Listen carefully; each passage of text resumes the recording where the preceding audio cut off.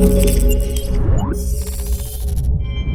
what's going on guys, Arekkz here, welcome back to another Division video, and in today's video I want to talk some more about the quote-unquote new exotic weapons and gear. If you guys saw yesterday's video, then I gave you a super quick overview of everything coming to the Division in patch 1.6 with a view to trying to condense a rather lengthy blog post into something more manageable, but I also said that some of those sections I'd be following up on with some dedicated videos. And exotic items is one of those. So if you do enjoy this video, then a like would be super appreciated, and comment down below and let me know if you guys have any questions. Now to begin with, as a super quick recap, exotic is the term that is now going to be applied to any and all of the named high-end items, both weapons and gear. So things like Caduceus, Hungry Hog, Pacan, Barrett's chest piece, Bliss's holster, etc.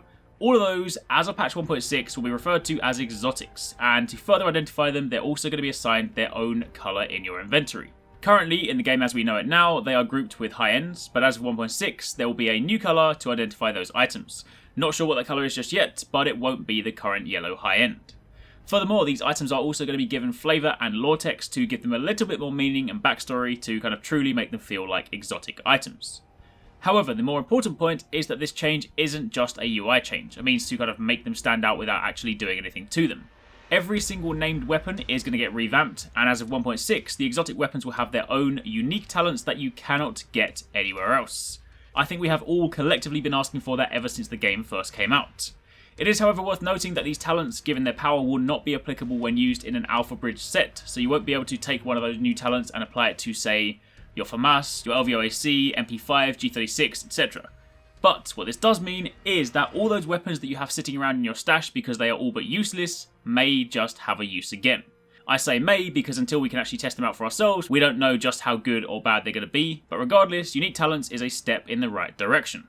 So, with that being said, let's take a quick look at the 3 examples we currently have. Of course, once we get the full patch notes, I imagine we'll have all the details, but for the time being, we have Hungry Hog, Tenebrae, and Valkyria.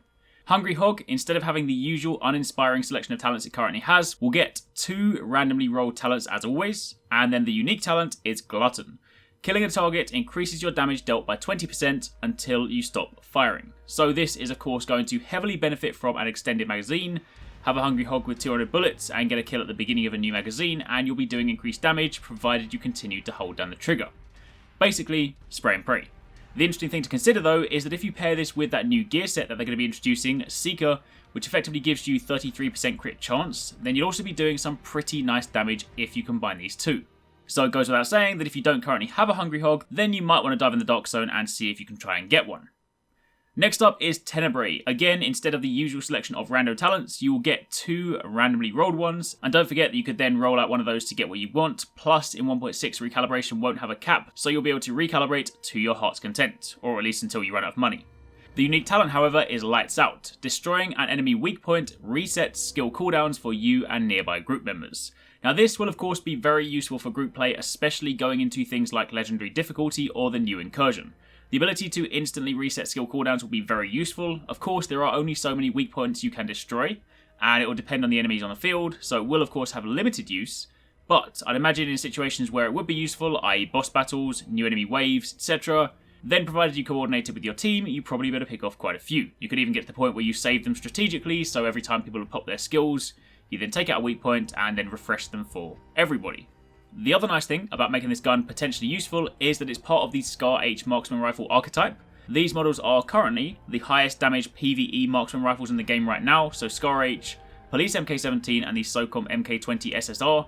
Obviously there will be some balancing changes in the patch, but assuming they don't mess with things too much, then this could be an interesting contender. And then finally we have Valkyria. This one we don't actually have any talent details on just yet, but the weapon itself is interesting because it's actually going to be split into 2. Instead of having the pointless pea shooter looking gold SMG that we currently have, it's going to be broken into Hilda and Air. 2 weapons, part of an exotic weapon set, where you can only activate the unique talent when both these weapons are equipped. Exotic weapon sets are also of course something being introduced in patch 1.6, the idea being very much like a gear set. If you have the 2 corresponding weapons equipped, then you get access to a special talent. The talents on Hilda and Air are said to synergize very nicely together, and while it's more than likely completely unrelated, in Norse mythology, Hilda is a Valkyrie and was said to have the power to revive the dead in battlefields. Meanwhile, Air was also a Valkyrie with medical skill. Likely just anecdotal information, but if they do end up having something to do with healing or health regen, that could be interesting. Also, we have no idea just yet whether if you own Valkyria, it'll turn into both weapons or whether you'll need to go and farm them again. So for the time being, if you have it, then just hold on to it. All of these changes will be retroactive, so after the 1.6 patch, there will not be any legacy items sitting around to mess with the meta. So you won't be able to hold on to, say, an old school Caduceus or an old school Liberator. They will all be changing with the patch. As for the named gear pieces, or exotic gear pieces as they will be known, there's no information yet on whether these will be changing or not. I'd imagine not, given that they're already pretty unique, so they'll likely just become exotics and then stay put.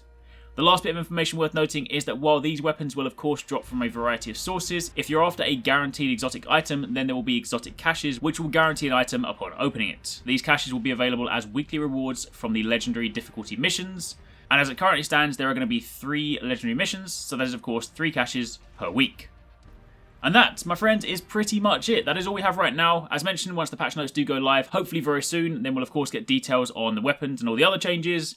So when that happens, I will of course do a full breakdown for you guys then. But for the time being, that is what you need to know about exotics. Thank you very much for watching. Take it easy. Catch you next time. Peace out.